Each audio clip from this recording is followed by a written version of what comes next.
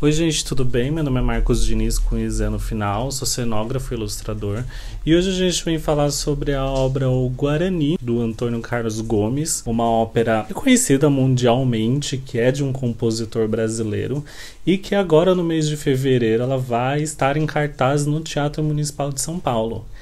Então, com esse vídeo já, coloco aí a deixa de que no começo do mês, de cada um dos meses do ano, vai ter um vídeo falando sobre a ópera que vai estar em cartaz ou no Teatro Municipal ou no Teatro São Pedro. E caso aconteça de ter óperas no mesmo mês, uma delas vai ser adiantada para o mês anterior, mantendo assim um vídeo por mês sobre o assunto. Nos outros domingos do mês continuam os outros vídeos normais do canal. Bem, e antes de eu começar, por favor, já se inscreva no canal, curta o vídeo, compartilha, salva aqui, E também tem um vídeo falando sobre todas as óperas que vão estar em cartaz, tanto no Teatro Municipal quanto São Pedro.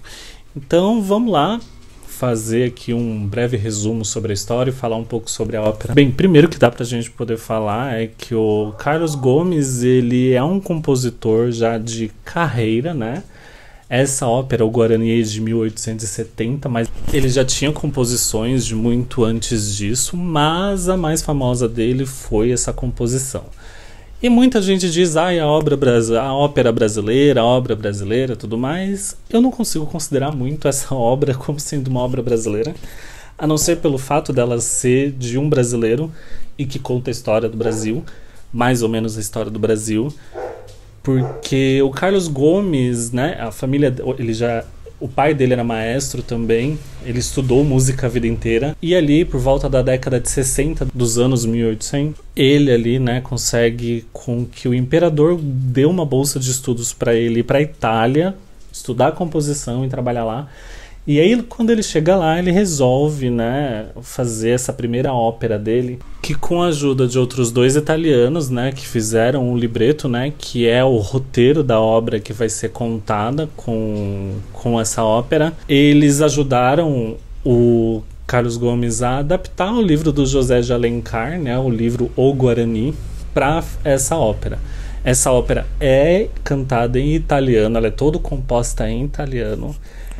Ela foi toda concebida lá e nos moldes do que era esperado e conhecido como uma ópera bem italiana mesmo, Tem uma nomenclatura lá de ópera, como muitas das subcategorias, mas isso daí já é uma área que não me interessa, mas a ópera, o Guarani, ela se enquadra na mesma categoria ali da ópera Aida, do Giuseppe Verdi, que inclusive essa ópera Guarani inspirou ele a fazer essa ópera Aida e colocar ali o trecho de balé na ópera dele, porque nesse período em que ele compõe essa obra, já não estava tão comum você ter peças de balé dentro de óperas, Elas já haviam sido separadas, o balé já era uma coisa, a ópera já era considerada outra.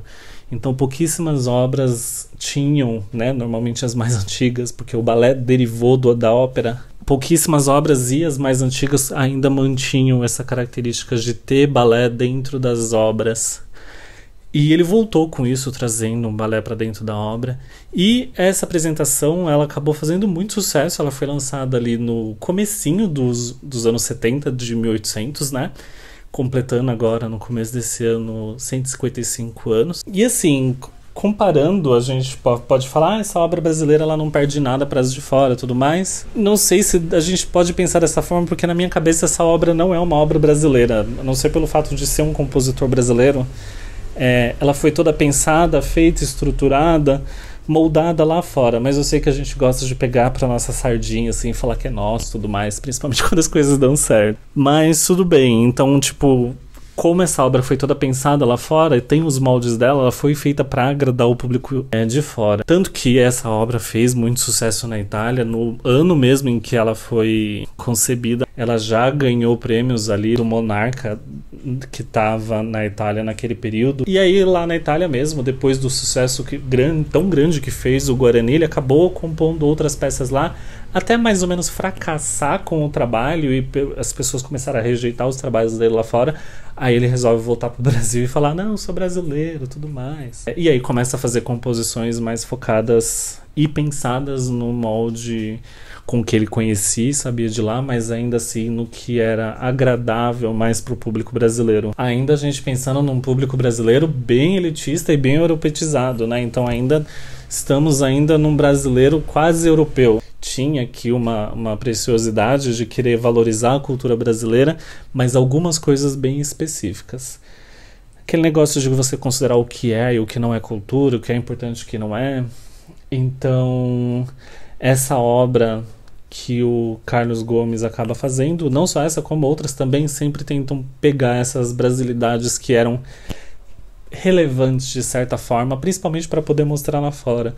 O Guarani, inclusive, ele se beneficia muito de um estereótipo meio quase peculiar, assim, de curiosidade do próprio estrangeiro, né? Do europeu perante a cultura exótica que eles diziam, né?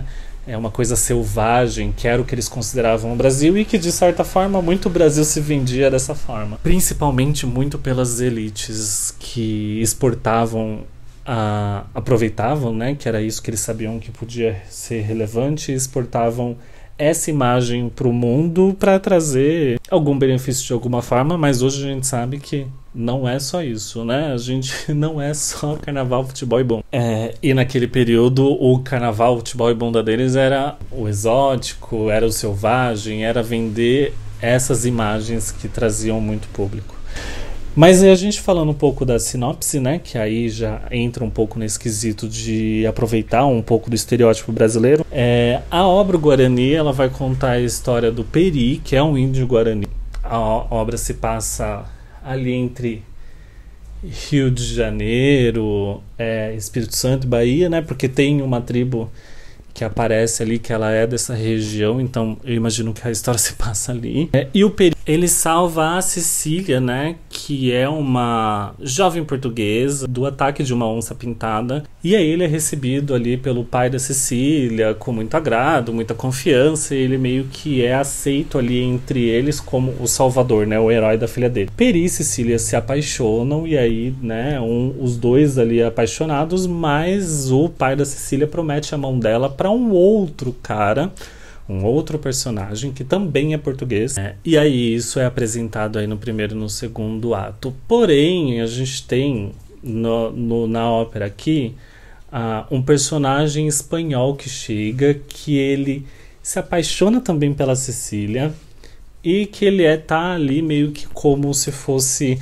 amigo do pai da Cecília, mas ele meio que trabalha por debaixo dos panos para tentar sequestrar a Cecília. Acontece essa traição, eles tentam fazer essa invasão no castelo da Cecília, porém o pai da Cecília, ele é um caçador, um aventureiro, e em uma das suas aventuras ele acabou matando algumas mulheres da tribo dos Aimoré. Então no momento ali onde está essa tensão de que eles descobrem que os espanhóis estão tramando contra os portugueses no Brasil por conta dessa paixão dessa terceira pessoa que é apaixonada pela Cecília, tá todo mundo no castelo ali do pai da Cecília, e chega a tribo dos Aimorés para se vingar desses assassinatos. E aí, nessa, eles acabam sequestrando a Cecília, levando ela pro meio lá onde a tribo tá. Só que aí Peri vai atrás para salvar ela. A tribo dos Aimorés acaba descobrindo, sequestra ele também e declara, né?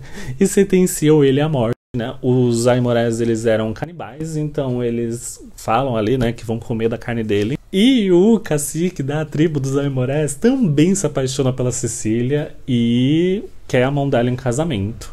Os dois conseguem fugir de alguma forma dessa prisão que eles estão ali, né? E voltam pro castelo do pai da Cecília. Só que quando eles chegam lá, eles conseguem encontrar com o pai dela, tudo mais, e aí ele fala que eles precisam fugir dali e tudo mais, e ele pede pro Peri cuidar dela, e o Peri aceita, e a única condição que ele coloca para que os dois fiquem juntos, a Cecília e o Peri, é que o Peri abra mão de todos os deuses guaranis e se converta ao catolicismo, né? Não é catolicismo que eles falam ali, é o cristianismo, né? Então ele mesmo ali como faz o ritual de conversão dele. E aí Peri e Cecília, raspa a rasteirinha e vão embora. E aí o que ele faz é, né, quando todo mundo entra ali no castelo, os Aimoré, os espanhóis, todo mundo ali, ele acaba explodindo o castelo dele, né? Ele entra no lugar lá onde tem no subsolo pólvora, explode e morre todo mundo. E é assim que acaba. Então, assim, é uma ópera, né? A gente pode dizer cheia de estereótipo, tudo bem. Cheia de reviravolta, tudo bem. Muito drama, ótimo. Então, ela tá dentro de todos os requisitos de uma ópera que fazer muito sucesso. E foi o que aconteceu, né? Essa obra fez muito sucesso na Itália e até hoje ela é muito reproduzida lá fora e aqui no Brasil também. Tanto que essa reprodução que está no Teatro Municipal, a comunicação visual dele está muito parecido com a comunicação visual da reprodução que eles fizeram em 2023. Então eu não sei se eles vão replicar essa produção que eles fizeram em 2023, que é uma produção bem bonita, inclusive, ou se eles vão fazer uma nova produção e só usaram a comunicação visual. Essa apresentação de 2023 tem no YouTube, vocês conseguem ver ela na íntegra. Eu acho que essa obra, quando a primeira vez que eu vi ela, eu ficava assim, gente, eu conheço aqui de algum lugar do Jornal Nacional. Não, é do Voz do Brasil, sabe? Aquele programa de rádio. A abertura dele é a ópera Guarani. E assim, esse trecho, toda vez que eu vejo, me remete à Voz do Brasil, mas o restante da composição, eu acho assim... É muito esquisito a gente falar, não perde nada pra óperas de fora, tudo mais, porque parece que a gente tá tentando vender o nosso peixe, mas é mais ou menos isso, mas eu acho que ela é muito superior do que muita coisa que eu já vi de outras óperas. Eu nunca tinha visto o Guarani ainda, e quando eu vi, eu fiquei tipo... Eu falei, nossa, gente, isso daqui... a gente tem alguns compositores, né, brasileiros, principalmente de sinfonia e de composições orquestras, mas eu nunca tinha visto nada de ópera e realmente é muito superior a muita coisa que eu vi. As partes de coro, assim, e tem muitas partes de coro, de muitas pessoas cantando, tem muitas cenas com muitas pessoas no palco nessa ópera, e são sempre, assim, muito boas. Essa ópera ela é realmente pensada para ser grande, sabe? Para ter um público... É como se fosse um clímax a cada ato. Muitas óperas que eu assisti, que eu achava que iria ter esse clímax em muitos momentos, na verdade elas acabam tendo, mas é um momento ou outro de clímax, e os outros são muito mais pro drama e uma coisa muito mais pautada no dueto, né? Aqui a gente tem sempre o dueto, né? Muito dueto da Cecília com o Peri, que acho que são os melhores duetos aqui. A gente tem um dueto ali da Cecília com o pai dela, da Cecília com o espanhol que tá tentando sequestrar ela. Mas sempre quando tem essas cenas de dueto, principalmente com o Peri, a gente tem assim não orquestras, né? A gente tem coros gigantescos cantando junto com eles, de 40, 50, 60 vozes.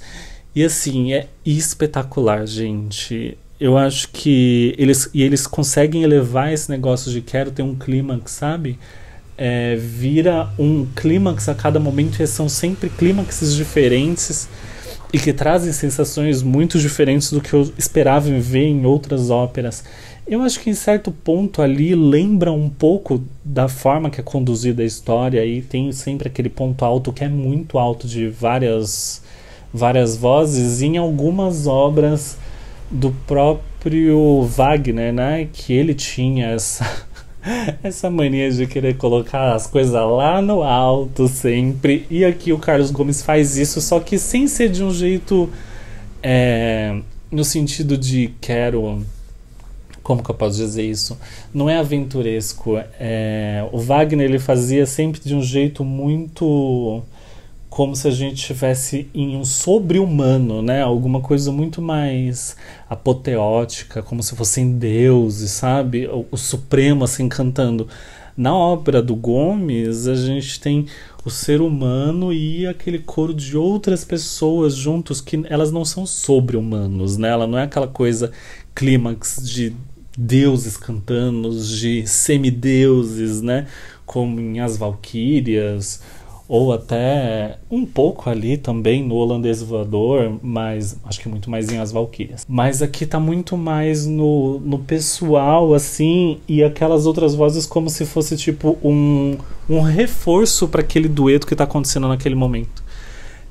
Que faz com que o dueto fique muito bonito e o coro fique também muito bonito, então um puxa o outro ali e fica uma coisa maravilhosa. Se vocês forem ver, eu acho que dá pra, como um ponto assim de exemplo, quando eles estão lá na tribo dos Aimorés ali, eu acho que é o ápice dos duetos. Eu acho maravilhosa aquela cena inteira, menos quando o Cacique tá cantando, eu já não acho tão legal assim o trecho, o monólogo quase dele, né, que ele fica cantando um tempão sozinho. Mas quando tá o Peri e a Cecília cantando um com o outro, e tá aquele coro de mulheres cantando junto, assim, eu acho maravilhoso. Então, é isso, gente. Muito obrigada por terem visto até aqui. Deixem aqui embaixo no comentário se vocês vão ver essa ópera, ou se vocês já viram elas em alguma outra reprodução. Curta o vídeo também, compartilhe o vídeo e a gente se vê no próximo vídeo aqui no canal, tá bom? Muito obrigado, até mais, tchau, tchau.